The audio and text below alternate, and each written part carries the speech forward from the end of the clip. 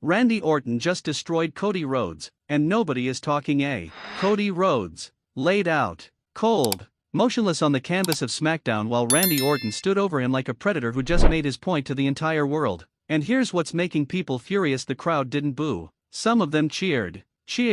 While the man who was supposed to be one of WWE's most beloved stars got his skull driven into the mat and his body left like a discarded piece of trash in the middle of that ring. So before you type a single comment defending Randy Orton, before you even think about saying, well, Randy had his reasons, you need to watch every single second of this video. Because what happened on SmackDown wasn't just an attack, it was a message. And that message should terrify every single person who calls themselves a Cody Rhodes fan. Segment 1: Setting the scene. Let's go back to SmackDown. The night started the way most nights do, with promise. Cody Rhodes walked through that curtain and the arena erupted. This is a man who has fought tooth and nail to cement his legacy in WWE. This is a man who left, built something elsewhere, came back, and clawed his way to the very top. The American Nightmare. The son of a Hall of Famer. A man who carries the weight of an entire fanbase on his back every single time he steps between those ropes. And on this night, Cody had business to handle. He was out there with purpose, with fire, with that look in his eyes that tells you he is locked in and ready for whatever comes.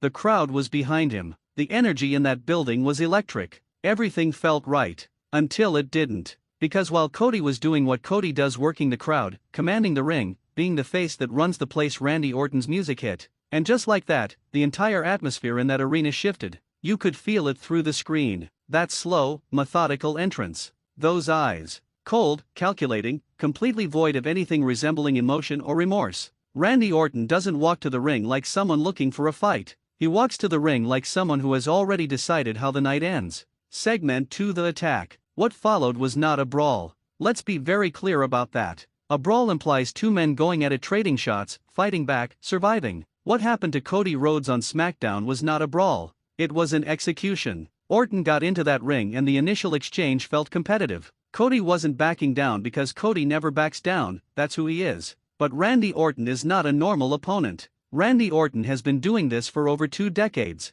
He has broken down Hall of Famers, legends, icons. He didn't earn the nickname the Viper because he strikes fast. He earned it because he waits. He is patient. He studies his prey. And when he strikes with precision that is almost surgical in its brutality. The turning point came when Orton caught Cody off the ropes. That trademark snap power slam rattled the entire ring. But Orton wasn't done. He wasn't close to done. He draped Cody over that second rope and delivered a DDT that sounded like a thunderclap through the arena speakers. The crowd gasped. You could hear individual people in the front row reacting with genuine horror. But even that wasn't enough for Randy Orton. Even that wasn't the message he wanted to send. He pulled Cody up, and this is the part that makes your stomach turn. He pulled him up not to continue the fight, but to make sure Cody was conscious enough to feel what came next. That is not a competitor trying to win. That is a predator making a statement. And the statement came in the form of an RKO so vicious, so perfectly timed, so absolutely devastating that Cody Rhodes hit the mat and did not move.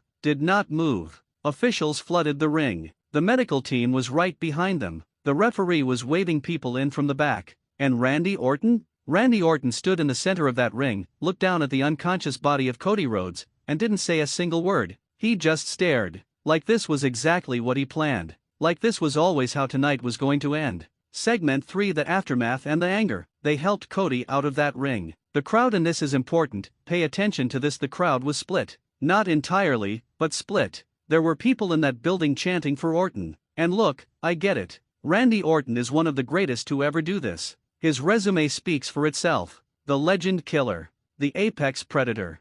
13-time world champion. A career that spans generations and touches every era of WWE's modern history. Fans have a complicated relationship with Randy Orton, and that's always been part of his mystique. But this? Leaving Cody Rhodes unconscious? This is not the complicated, lovable anti-hero version of Orton. This is the Orton that punted John Cena's father. This is the Orton that terrorized the McMahon family. This is the Orton that looked the entire WWE universe dead in the eye and told them he does not care what they think about him, not even a little bit. And Cody Rhodes is not just another victim on a long list. Cody Rhodes is currently one of the most important figures in professional wrestling. The stakes here are enormous. Whatever Orton's motivation, whether it's jealousy, whether it's opportunity, whether it's simply the predator instinct that drives everything Randy Orton does, the target he chose sends a message that reverberates beyond just one Friday night on SmackDown. People backstage were reportedly shaken. That's not a small thing. When you work in an environment where physicality is the nature of the job and yet the people in that environment are rattled by what they witnessed, that tells you something about the severity of what Randy Orton did to Cody Rhodes.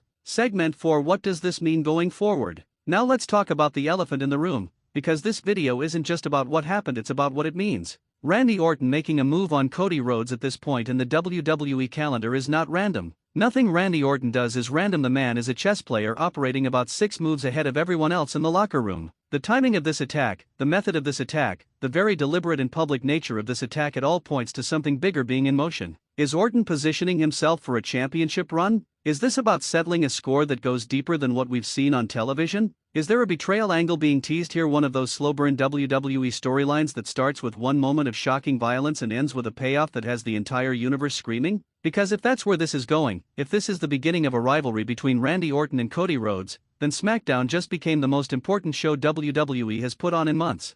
Think about what that match would mean. Think about the story it tells. The Viper versus the American Nightmare. The cold, calculating predator versus the passionate, purpose-driven champion. The legend who has never had to prove anything to anyone versus the man who has spent his entire second run in WWE proving everything to everyone. The contrast is perfect. The tension writes itself. And the fact that Orton opened this chapter with an act of such calculated brutality means that whenever these two collide in an actual match, the entire world will be watching. Segment 5: The bigger picture. But here's the thing that nobody is saying loudly enough, and I need you to hear this. This attack on Cody Rhodes is a test. Not just of Cody's physical resilience, though it's absolutely that too. It's a test of his character. It's a test of who Cody Rhodes is when things get dark, when the narrative stops being about triumph and starts being about survival. Every great babyface story in wrestling history has a moment of genuine darkness. A moment where the hero is broken down so completely that the audience genuinely wonders if he can come back from it. This might be that moment for Cody.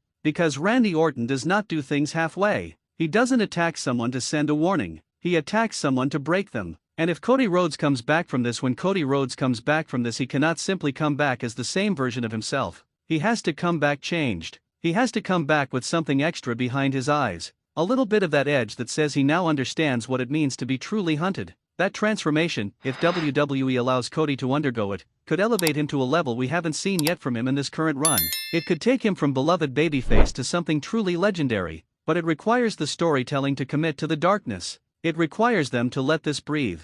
To let the wound be real before the healing begins. Segment 6: The fan reaction and the debate. And then there are the fans. Oh, the fans. Social media after Smackdown was nuclear. I'm talking absolute chaos in the comment sections, on X, on Reddit, everywhere wrestling fans gather to process what they just watched. On one side, you have the Cody faithful and they are furious. These are the people who followed Cody's journey from the moment he walked away from WWE, who watched him build himself into a star outside these walls, who cheered every single step of his return. To them, Randy Orton just attacked their hero in cold blood and they want answers, they want accountability, and most of all they want retribution. On the other side, you have the Orton loyalists, and honestly, you can't entirely blame them. Randy Orton has earned a level of legendary status in this business that commands a certain kind of devotion. There are fans who will stand with the apex predator through anything, because they understand that when you watch Randy Orton work, you are watching one of the most gifted performers in the history of this industry operate at a level that very few humans have ever reached. But here's my question for you, and I genuinely want to know what you think. Drop it in the comments right now. Is Randy Orton a villain in this story, or is he simply doing what the apex predator was always going to do?